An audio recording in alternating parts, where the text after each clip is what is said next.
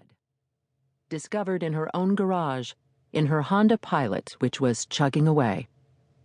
If the news reporters are to be believed, always a big if in Heloise's mind, it appears there was no black book, no list of powerful men, no big revelations in her computer despite diligent searching and scrubbing by the authorities. Lies? Bluffs? Delusions? Perhaps she was just an ordinary sex worker who thought she had a better chance at a book deal or a stint on reality television if she claimed to run something more grandiose. A woman's voice breaks into Heloise's thoughts.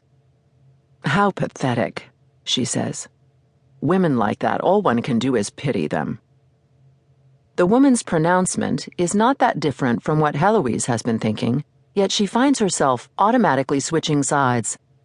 "What I really hate," the woman continues, presumably to a companion, although she speaks in the kind of creamy, pleased-with-itself tone that projects to every corner of the large coffee shop, is how these women try to co-opt feminism. Prostitution is not what feminists were striving for. But it is a choice, of a type. It was her choice. Free to be you and me, right? Heloise remembers a record with a pink cover. She remembers it being broken to pieces, too. Cracked over her father's knee. A deeper voice rumbles back, the words indistinct. She comes out of the gate, proclaiming how tough she is, and when things get down to it, she can't even face prosecution.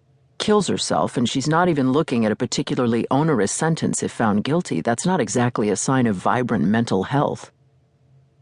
Again, Heloise had been close to thinking the same thing, but now she's committed to seeing the other side. She may be mentally ill, yes, but that doesn't prove she chose prostitution because she was mentally ill. Your logic is fallacious. She happened to get caught. What about the ones who don't get caught? Do you think they catch everybody? The deep voice returns, but Heloise is on the couple's wavelength now. She can make out his words. She said she had a black book. Don't they always? I don't believe that truly powerful men have to pay for it. At this point, Heloise can't contain herself. Although she always tries to be low-key and polite, especially in her own neighborhood, where she is known primarily as Scott Lewis's mom, she turns around and says, "So you don't think governor of New York is a powerful position?" "Excuse me?" The woman is taken aback. So is Heloise.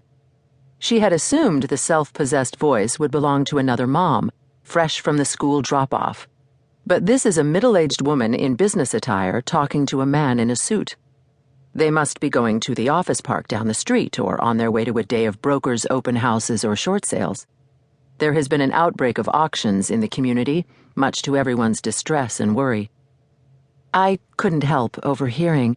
You said powerful men don't pay for sex. Yet, the former governor of New York did. So are you saying that's not a powerful job? I guess that's the exception that proves the rule.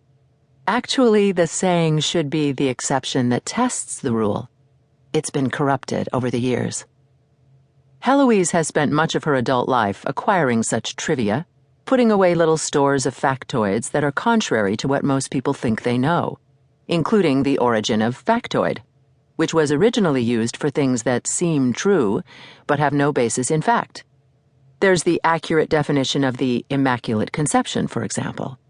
Or the historical detail that slaves in Maryland remained in bondage after the Emancipation Proclamation because only Confederate slaves were freed by the act. The purists' insistence that disinterested is not the same as uninterested. But okay, let's say an exception does prove the rule, she continues.